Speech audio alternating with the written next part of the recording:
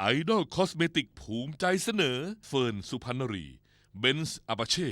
และอาม่าเม่งถึงอึ้งให้เสียงภาษาไทยโดยพันธมิตรอาม่ามันจอดรถขวางเราอ่ะอาม่าก็บอกแล้วว่ามันที่อื่นมันไม่จอดนะมันมาจอดที่นี่จริงๆถ้าเจอตัวแล้วตบให้แม่งหัวสั่นเลยอาม่าว่าไงไม่เจอมาจะเอาไม่กระพดฟาดหัวกับมันเลยไอ้คนแบบนี้นะมันคิดว่ามันรวยไงมากแกตบให้หัวแม่งแยกเลยปล่อยยังรถเลยเอาลมออกปล่อยลมรถเลยโอ้นักเลงบ้านนอกมากไหนอาม่าดูสิเขาล็อกเกียร์หรือเปล่าไม่ได้มันล็อกว่าล้ออาม่าประตูเปิดไม่ได้เขาบอกว่ามันล็อกไงม่ามันล็อกอยู่แล้วล็อกบ้าอะไรจอดไม่ล็อกหรอม่าไม่รู้ว่าเปิดไม่ได้เป็นไงบ้างม่าโอ้โหไม่เลยรถน่ะมันหนักจังเลยแต่ม่าเข็นหรือค้ำรถมาเฉยๆเข็นไม่ไหวน่ะมันทำไมหนักอย่างนี้อายุเขาไม่ช่วยให้ไอ้นั้นยังช่วยว่าทำไมไม่มาช่วยอาม่าสู้ไม่ไหวว่ามาช่วยหน่อยอาม่าเป็นนึกออกแล้ว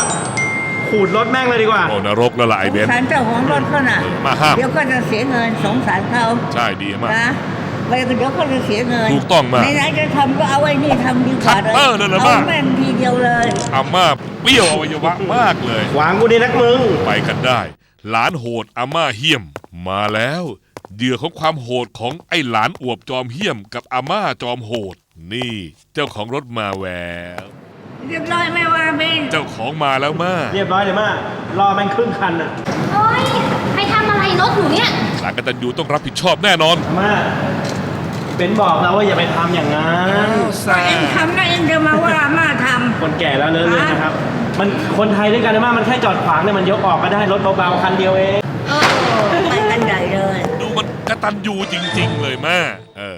เวลาเคลียร์มองหน้าเขาไอ้อวบสรุปพี่ใช่ไหมเนี่ยที่กรีดรถหนูเนี่ยมองหน้าไม่ใช่พี่ครับอาม่าดูมันเจ้าตัวเขาทำเองอ่ะแล้วก็มาหาว่าอาม่าแต่ว่าเห็นอาม่าให้ยืมคัตเตอร์อาม่าเป็นคนทำนะเอาเข้าไปพี่จะไปทำอย่างนั้นได้ยังไงอ่ะลูกผู้ชายทำแล้วก็ไม่ยอมรับแล้วก็จะมาหาว่าอา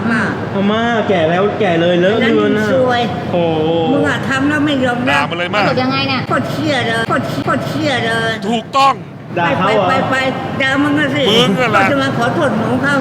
ว่าขอโทษเถอะนะอาม่าขอโทษขออภัยเถอะมันทำแล้วมันไม่ยอมรับไปแล้วหนึ่งซวยสมัยก่อนนี่นะอาม่าก็หุ่นเหมือนกันหนูอย่างนี้มาไปโน่นสาวสวยผิวขาวย้อนอดีตเลยมาเดี๋ยวนี้แก่แล้วก็ไม่ไหวเด็กแดงใบเล่ไม่สวยเหมือนหนูนะอาม่าขอจับมือหนูนะมันทำไมดูดีอย่างนี้ไม่เกี่ยวมันมาอยู่ก่อนนี้นะอาม่าใช้ดินสอพองอ่ะเดี๋ยวนี้หนูใช้อะไรขอแนะนำไอดอลสปอร์ตไลท์BBบอดี้โลชั่น BB เนื้อเซรั่มทาลื่นซึมเร็วพร้อมปกป้องด้วย SPF 50 PA บวกทาได้ทุกวันเพื่อผิวเรียบเนียนของคุณมีจำหน่ายแล้วที่ 7-Eleven สาขาที่ร่วมรายการ7 Catalog Friday Catalog และร้านเครื่องสำอางทั่วไปไอเว้นฉันหายไปไหนนะและนี่คือผลลัพธ์ของคนที่รักอาม่าสุดชีวิตโดนตีนอยู่เนี่ยว่าผัวแม่งมาติดตามเรื่องราวสนุกๆได้ที่ facebook.com/idolcream ไอดอลสวยง่ายสไตล์คุณ